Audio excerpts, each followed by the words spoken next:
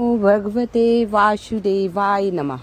कार्तिक मास का बहुत ही प्यारा सा महीना चल रहा है, कृष्ण पक्ष की एकादशी, रमा एकादशी। कार्तिक मास में कृष्ण पक्ष की जो एकादशी आती है उसे रमा एकादशी या रंभा एकादशी कहा जाता है। रमा एकादशी या रंभा एकादशी कहा जाता है। शास्त्रों में ऐसे मानता है कि भगवान विष्णु को ये एकादशी अत्यंत प्रिय है, बहुत ज़्यादा प्रिय है। तो इसका महत्व क्या है बाद में बात करेंगे। अब आपको बता दें एकादशी का व्रत कब रखा जाएगा। वैसे एकादशी आरंभ तो हो जाएगी 27 को सुबह ही 5-5:30 बजे से, लेकिन 28 तारीख को 7:51 पे रहेगी, तो पूरी उदया तिथि में ली जाती है। तो ये व्रत 28 तारीख को ही एकादशी का व्रत रखा जाएगा। वैसे 27 को पूरा दिन है, कहीं कहीं रखा जाता है, लेकिन पंचांग में 28 का ही दिखाया जा रहा है। हम पंचांग के हिसाब से ही धनतेरस का त्यौहार मनाते हैं और दिवाली का त्यौहार मनाते हैं। तो आपको एकादशी का व्रत 28 अक्टूबर को ही रखना है। जो कृष्ण पक्ष की कार्तिक मास की एकादशी आती है उसे रमा या रंभा एकादशी कहते हैं, जो भगवान विष्णु को अत्यंत प्रिय है। तो आपको 28 तारीख को एकादशी का व्रत रखना है। अब आइए अब बता दें इसमें एकादशी की पूजन कैसे किया जाता है, क्या चाहिए। एकादशी के दिन भगवान विष्णु माता महालक्ष्मी का पूजन किया जाता है।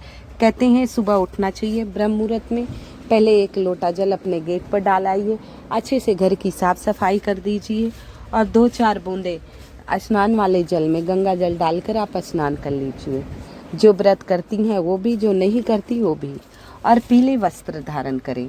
भगवान विष्णु को पीला रंग अत्यंत प्रिय है और बृहस्पतिवार भगवान विष्णु का दिन है। बृहस्पति ग्रह पीले रंग से संबंधित है, वैवाहिक जीवन से संबंधित है। तो स्नान करने के बाद आपको पीला वस्त्र धारण करना है। पुरुष हो, बच्चे हो, स्त्रियां हो, सभी को पीले वस्त्र ही धारण करना है। और इसके बाद लक्ष्मी नारायण की जो प्रतिमा है भगवान विष्णु माता महालक्ष्मी की, उन्हें स्नान कराइए, पीले रंग के वस्त्र धारण कराइए, उनके श्रृंगार कीजिए। इसके बाद पीले फूल चढ़ाइए, आप नारियल ले आइए, सुपारी ले आइए, फल, धूप, दीप, घी। आप पंचामृत तैयार कर लीजिए। पंचामृत कच्चा दूध, दही, घी, शहद, शक्कर और ध्यान रखना तुलसी की पत्ती पहले ही दिन तोड़ लेना है। अब रविवार पड़ गया, अब ये भी एक मुद्दा है, तो आप देख लीजिएगा जो तुलसी के क्यारे में पत्तियां गिरी हो वो आप उपयोग में ले लें। बिना तुलसी के पत्ते के भगवान विष्णु भोग स्वीकार नहीं करते हैं, ठीक है। या कोई तोड़ के रखा उनसे आधा मंगाइएगा। पंचामृत अक्षत तो उपयोग में नहीं लेते हैं। तुलसी दल, चंदन, ये सब पूजा की सामग्री आप इकट्ठा कर लेना। खीर बनाना मखाने की, साबूदाने की, मखाने की, सांभा के चावल आते हैं उनकी खीर अवश्य बनाना। इलायची, केसरी, तो भगवान को खीर बहुत प्रिय है भाई। तो स्नान कर लिए, चौकी बिछा दे दिए, पीला कपड़ा बिछाकर लक्ष्मी नारायण की मूर्ति स्थापित करिए। स्नान करके पीला वस्त्र धारण कीजिए, उन्हें सजाइए, सुगंधित वातावरण कीजिए, सुगंधित धूप जलाइए, इत्र लगाइए। माता लक्ष्मी के इत्र अत्यंत प्रिय हैं। फूल, पीले पुष्प अर्पित कीजिए, फिर आप खीर का भोग लगाइए। इसके बाद वहाँ बैठ के ओम नमो भगवते लक्ष्मी नारायणाय नमः जितनी बार हो सके आप उन मंत्रों का आपको जाप करना है। तो ये एकादशी के और मंदिर की, घर के मंदिर की साफ सफाई बहुत ज़रूरी है। देखिए सफाई की रहेंगे। वैसे कार्तिक का महीना है, सफाई लोग करते हैं जिससे माता लक्ष्मी घर में निवास करें। तो भगवान विष्णु लक्ष्मी नारायण के सामने दीपक प्रज्वलित तो आपने कर दिया होगा, सारी बातें तो आपको पता है। वैसे घी का दीपक अवश्य प्रज्वलित करना चाहिए भगवान का आगे। तुलसी दल चढ़ाने चाहिए। जो फल फ्रूट आप लाइए, जो आपकी गुंजाइश हो उसके भोग लगाइए। खीर का अवश्य लीजिए और इसके बाद आप आरती कीजिए। इसके बाद बैठकर कहा, हे प्रभु, हे लक्ष्मी नारायण, जितनी सद्बुद्धि थी, जितनी मेरे अक्ल थी, मैंने पूजा पाठ अपनी सामर्थ्य अनुसार किया। पूजा करते समय कोई भी गलती हो या त्रुटि हो गई हो, कृपया माफ़ करना, उन गलतियों को क्षमा करना और सदा अपनी कृपा हम पर बनाए रखना। और एकादशी के नियम है। अगर एकादशी का व्रत आप आरंभ कर दिए, जैसे बहुत लोग कहते हैं हम एकादशी का व्रत करेंगे, तो अगर एकादशी के व्रत की शुरुआत कर दिए तो इसे बीच में छोड़ा नहीं जाता है। और उद्यापन अवश्य करना चाहिए।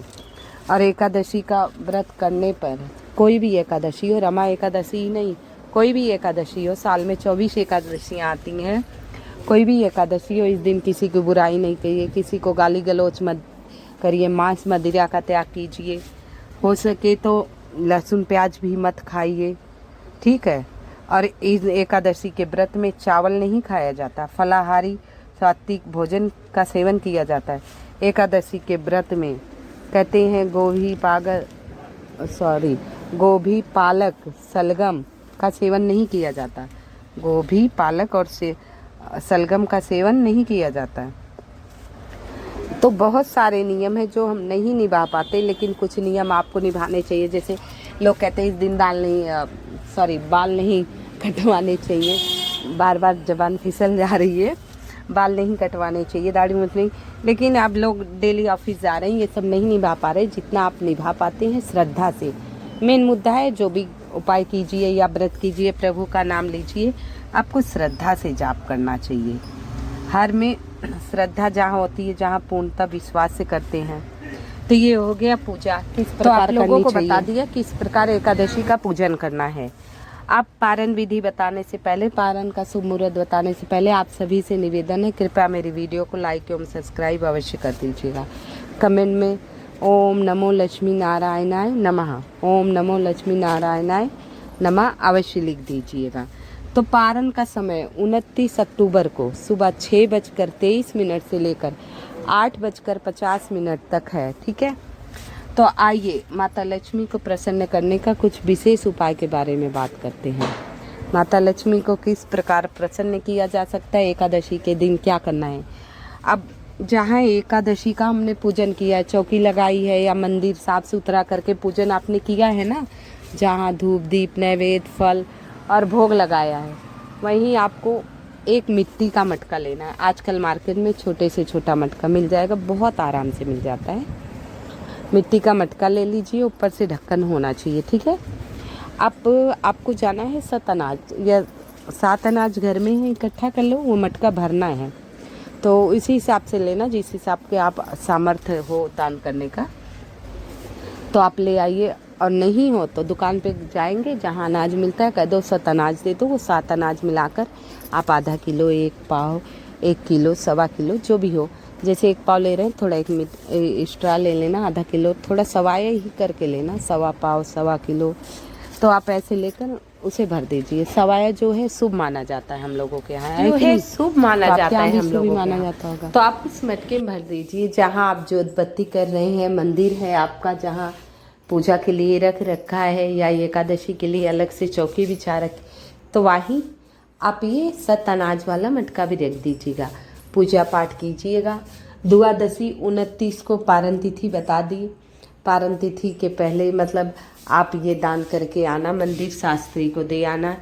जो ब्राह्मण पूजा पाठ अपने नित्य कर्म करते हों, ब्राह्मण को पूजा अवश्य करनी चाहिए, उन्हीं ब्राह्मणों को दान देना उचित होता है।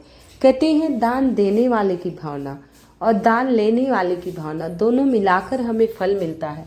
अगर हम अपने घर का अनाज किसी अच्छे ब्राह्मण को जो अच्छे कर्म कर रहे हैं, सत्कर्म, उन्हें देते हैं, तो उनका पुण्य भी थोड़ा बहुत हमारे हिस्से में आ जाता है। और अगर हम पाप कर्म करते हुए अपने घर का अनाज, तो वो भी बुरा कर्म उस मतलब जिसको दान देते उनके, तो अच्छे ही कर्म कीजिए, अच्छे ही अनाज, मतलब आपके कर्मों के अनुसार वो अनाज में जाते हैं। और वो जब आप दान करते हैं तो आपका पुण्य पाप जो है अच्छे ब्राह्मण को देंगे तो आपका सर्वदा कल्याण होगा। अन्य दान चिड़ियों को चुगा डालिए, कई तो उचित ब्राह्मणों को दान देना चाहिए। नहीं तो आपका अनाज किसके पास जा रहा है, किसी पापी के पास जा रहा है, उसका भी फल आपको मिलेगा।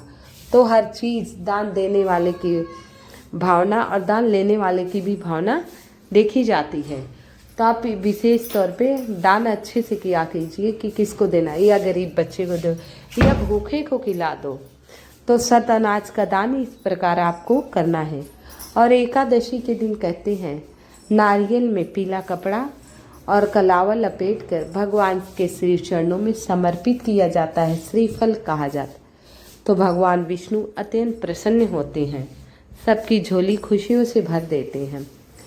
आप लीजिए एक सूखा नारियल ले लीजिए, उसमें घी भूरा भर दीजिए। वैसे ये उपाय अमावस्या तिथि पर लोग करते हैं, लेकिन विशेष तिथियों पे विशेष उपाय का विशेष महत्व होता है। तो सूखे नारियल में आपने घी भूरा जैसे भर दिया। अब 1 लोटा जल ले लिए। एकादशी के दिन 27 को भी ये उपाय कर सकते हैं आप, 28 को भी कर सकते हैं, दोनों दिन ये उपाय कर सकते हैं। और चले जाइए पीपल वृक्ष के नीचे। कहते हैं सभी देवी देवता को वैसे 10 बजे के पहले जाना सुबह, क्योंकि परिक्रमा अवश्य कर लेनी है आप लोगों को। तो आप चले जाइए पीपल वृक्ष के नीचे। पहले जो 1 लोटा जल लिए, श्री शिवाय नमस्तुभ्यम या ओम नमो भगवते वासुदेवाय नमः। एकादशी है तो ओम नमो भगवते वासुदेवाय नमः का जाप करते हुए सारा जल समर्पित कर दीजिए पीपल में। इसके बाद छोटा सा गड्ढा करिए, उसमें नारियल रख दीजिए। वैसे भी रख सकते हैं, कोई ऐसा नहीं गड्ढा ही कोई विशेष उपाय में है, आप वैसे ले जाइए पीपल के वृक्ष के नीचे रख दीजिए। अब ऐसे बच्चे उठा सकते हैं, कुत्ता ले जा सकता है, तो इससे अच्छा आप मिट्टी में थोड़ा सा दाब देंगे, हल्का सा खुला रहे जहाँ से कटा हुआ आपने भर रखा है, तो बहुत सारी चींटियों का पेट भर जाता है इससे। ये उपाय वैसे सभी को करना चाहिए। शनिवार के शनिवार कर लो, सोमवार को कर लो, किसी भी दिन कर लो। अमावस्या विशेष है और बाकी किसी भी दिन कर लीजिए। अमावस्या, प्रदोष, एकादशी, कुछ तिथियाँ विशेष होती हैं उन पे कर, क्योंकि देखिए हम लोग आते जाते रहते हैं, चींटियाँ दबती हैं। अब हम लोगों घर में चींटियाँ काफ़ी हो जाते हैं, तो हम फिनाइल डाल के पोछा लगाते, कीड़े मकोड़े नहीं आए, जिससे हमें बीमारियाँ नहीं हो या खाने में नहीं पड़ जाए। तो बचाव तो अपना हमें भी करना पड़ता है, बचाव करते करते पाप हो जाता है। अब हम बचाव तो क्यों नहीं करेंगे भाई, बहुत सारे कीड़े आ गए घर में, तो अब पैर भी रखना है, बच्चे भी हैं, काट ले डर रहता है, तो हम दवा भी डालते हैं मारने के लिए। तो इन पापों से मुक्ति के लिए हम छोटे छोटे वृक्षों के नीचे चींटियों का वास होता है, वहाँ किसी का नुकसान भी नहीं करती हैं और उन्हें भोजन मिल जाता है, तो हम पापों से मुक्त हो जाते हैं। कुछ हम पुण्य इस प्रकार कर सकते हैं। अगर हमारा सामर्थ्य नहीं है, हम बहुत सारा दान दे रहे हैं, 1 लाख 2 लाख 1000 नहीं दे पा रहे, तो 10 20 50 100 का उपाय तो आप कर ही सकते हो ना। छोटे मोटे उपाय करके हम अपने जीवन में खुशियाँ ही खुशियाँ पा सकते हैं, हर विघ्न बाधा, हर संकट से दूर हो सकते हैं। तो आइए आप लोग मेरी वीडियो को लाइक एवं सब्सक्राइब अवश्य कर दीजिएगा और कमेंट में भगवान विष्णु का नाम अवश्य लिख दीजिएगा। एकादशी के दिन कम से कम बोला करिए, हो सके तो मौन रहा कीजिए और रात्रि में भगवान विष्णु के मंत्रों का जितना हो सके जाप कीजिए।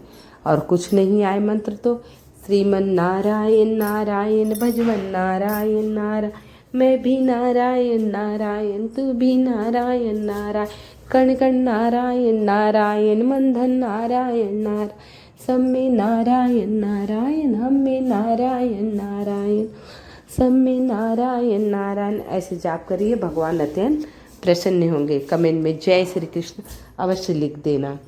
जय श्री कृष्ण लिखने से सारी मनोकामनाएं पूर्ण होगी। भगवान लक्ष्मी नारायण सब पर कृपा बनाए रखे, सब पर सुख समृद्धि शांति सदा बरसती रहे।